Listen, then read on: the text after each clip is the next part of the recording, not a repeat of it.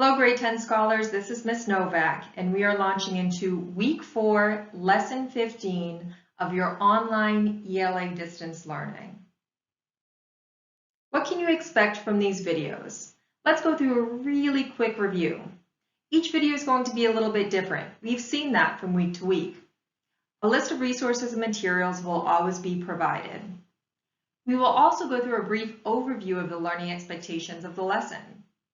I'll model very quickly one of the assignments so that you'll have a better handle of what you can do on your own, and we'll preview the learning for the next week. And here's our fun ELA fact of the day.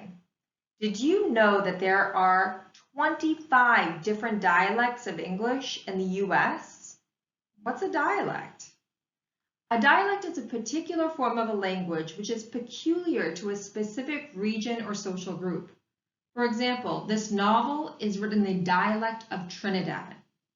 Think back to last week when you were reading a story about Nigeria, right? Jonathan's wife was referred to as Miss Sissy, right? So there are so many different examples of dialect inside of that text. A dialect is different from an accent, though, because an accent is a distinctive mode of pronunciation of a language, especially one associated with a particular nation, locality, or social class. For example, a strong German accent, or a strong Boston accent, I pack the car and have it yet, that kind of thing. An accent refers only to the way that words are pronounced, but a dialect, according to Robert Delaney, who's an expert about this and also created that map, says that while a dialect has its own grammar, vocabulary, syntax, and common expressions, as well as pronunciation, it's unique from other dialects from that same language. Really interesting stuff if you want to look up on it. We know how these ELA learning packets work, but just in case, we are now in the week of May 4th through May 8th, most of us at least. Keep in mind you can subscribe to this YouTube channel at the following link. And please tell your friends that finding these videos are as easy as scanning that QR code. Our directions this week are much the same from previous weeks, but we do have a small snippet about this week's text. In La Rinconada, Peru, Searching for Beauty and Ugliness, we learn about what is gained and what is lost in the quest for gold. Our guiding questions will guide our learning. How do people decide what they value? And how do we decide what we want versus what we need? Again, directions are all there.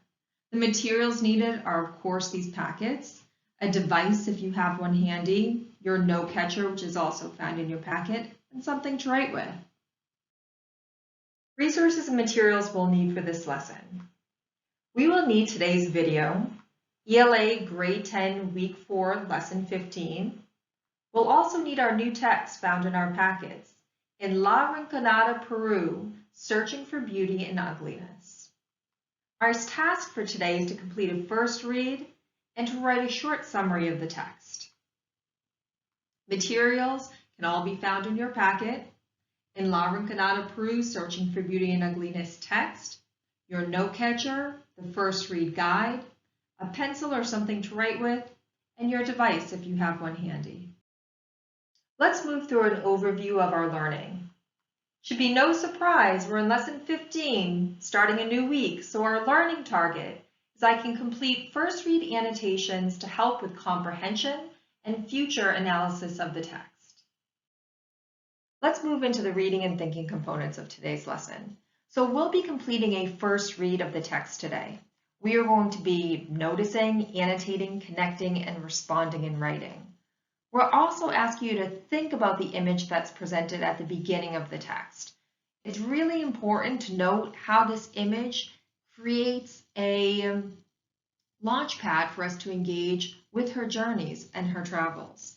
Please note that this particular text explores a gold mining town in South America, La Rinconada. Note that it's the highest place on earth where people live, but conditions are very difficult.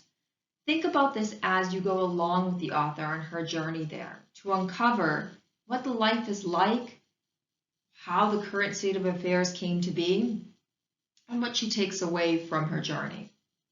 Before we move on, geography is super important, the study of it at least. Make sure that you note where Peru is on the map. It's in South America, and it's right there, that little yellow section of the map. Make sure that you know where it is on a map, because you never know when this might pop up. Let's move to the talking and writing components of today's lesson. Today, you're asked to speak with a family member, caregiver, or friend about the following question.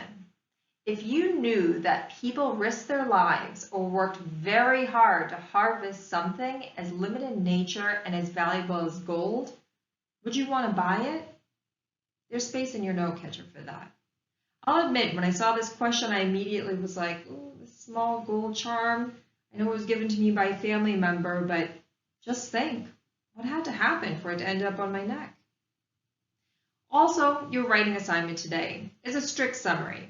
We all know that a summary is an objective take on the contents of a text. There's also space in your note catcher for this writing. As always, at the end of this lesson, make sure that you share your writing with someone. And don't forget to read independently for 20 minutes. Like I said before, I'm a pretty slow reader, and I'm already on chapter 8. I think it's because this book is really suspenseful.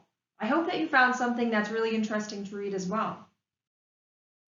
Let's move through some of the activities that you'll be expected to complete during today's lesson. First, let's think about that image. What type of life do you think the inhabitants of this region lead? Next, let's take a look at the background information of the text. This helps set context for the entire essay that we're about to read. Let's go for it. Fortune hunters have been searching for treasures in South America for centuries, and for good reason. Below the surface lie precious stones, as well as silver and gold. The mining for gold high in the Peruvian mountains has come at a high price for the environment and for the people of these lands. In the barren region of La Rinconada, the mining companies use toxic chemicals as they search for gold. We know this can't be good for the people who live there, inside of those homes that are in the picture. Again, we'll be completing a first read of this text. We'll be noticing, annotating our packets, connecting, and responding in writing. Let's move to a first read of paragraphs 1 and 2. Gold, the Aztecs killed for it. The Inca enslaved whole populations for it. Spain sent legions of marauding conquistadors up and down the Americas in a hallucinatory hunt, believing that gold was so abundant that their chieftains rolled in it, washing away the glittering residue in their daily morning swims. Down the centuries, the quest for El Dorado has held the South American continent in thrall, luring generations of fortune hunters to its far reaches, from first-century warlords to 21st century adventurers. The earth beneath them has not disappointed. The geologic exuberance known as the Cordillera of the Andes has yielded a fount of treasure. The emeralds of Boyaca, the silver of Potosi, the gold of Cajamarca, I believe that's how you pronounce it. On first reading this, I'm noticing that gold is presented as like the be-all, end-all substance. It can transform nations, start wars, even cause death. I also note the way in which the author describes this particular region.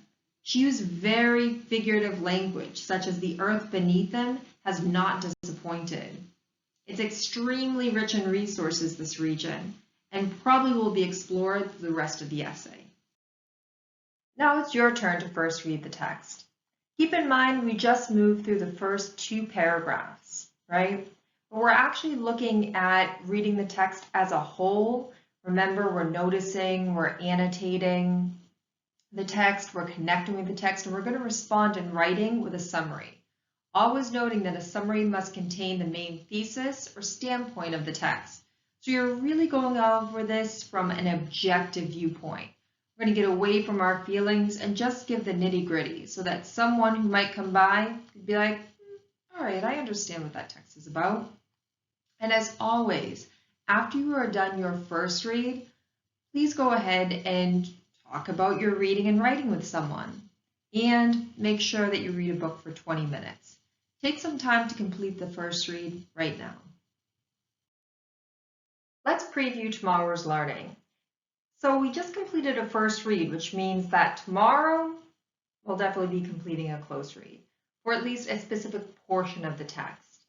Note that tomorrow's learning target is I can complete close read annotations to determine an author's point of view and analyze how an author uses rhetoric to advance that point of view on purpose. Now we know that this is an example of literary journalism, right? So when the author was writing this piece, she didn't necessarily just stick to the facts, although she included many. She also engaged with the reader with personal anecdotes. She added in descriptive details, reactions, and observations to what she was seeing.